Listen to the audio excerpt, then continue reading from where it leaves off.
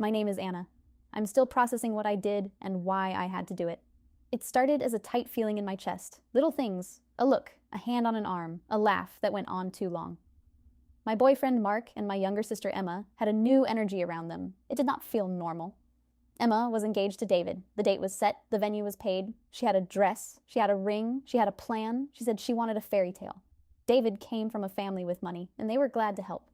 I wanted to be glad for her too. I told myself I was just tired, that I was jealous, that I was reading into nothing. I gaslight myself before anyone else had to.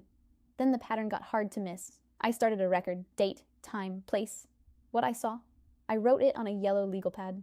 At my parents' house, she stood close to him while we cleaned the table. She fixed his shirt and smiled. He did not step back. At a small family lunch, she held his phone and did not give it back for a while. I wrote that down. After that, I saved small screenshots when I could. I did not add notes. I just kept the facts. She laughed at every joke Mark told.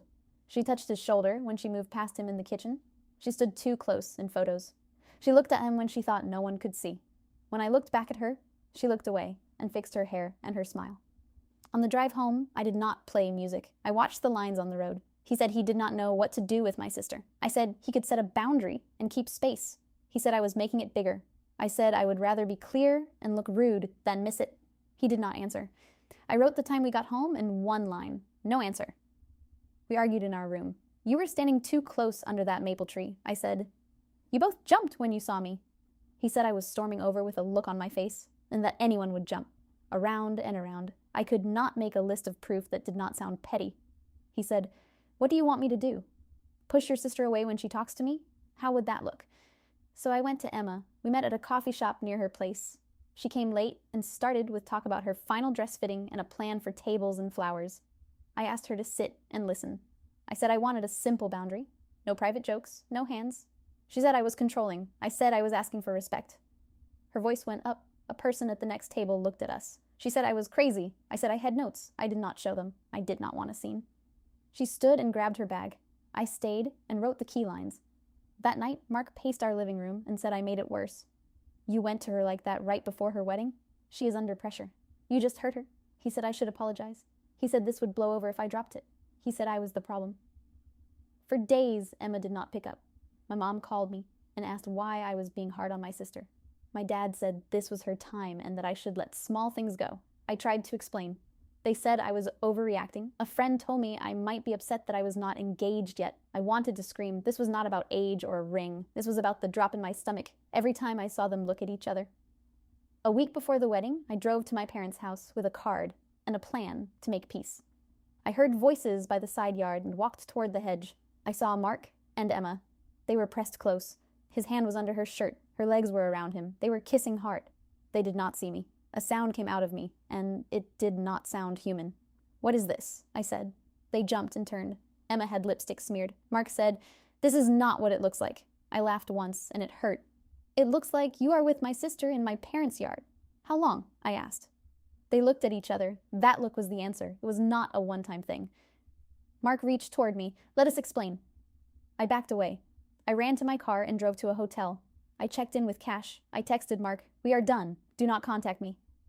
I turned my phone off and sat on a clean bed and cried until my head hurt. I could not breathe right. I stared at my phone like it could give me a new life. I did not turn it back on. I made a plan on paper. I made a list for the morning. A bag, keys, a copy of my notes. I put my phone on the desk and did not touch it. I washed my face. I looked at myself and did not like the look. I sat on the bed and counted my breaths until I could breathe slow. Then I opened my bag and folded my clothes again. I set the clock in the room for morning. I wrote a short line on the yellow pad, sleep if you can. I turned off the light. After 2 days, I knew I had to tell David. He was about to marry her. He had a right to the truth. I turned my phone on, missed calls, texts, voicemail. Mark said it was just physical and did not mean anything. Emma sent long messages that went from sorry to blame to rage. My mom asked where I was. I called David. My heart was loud in my ears. He picked up on the third ring. Anna, are you okay? No one has heard from you. I told him everything. The small signs, the fight, the hedge, the kiss. I told him how they made me feel insane. He was quiet for a long time.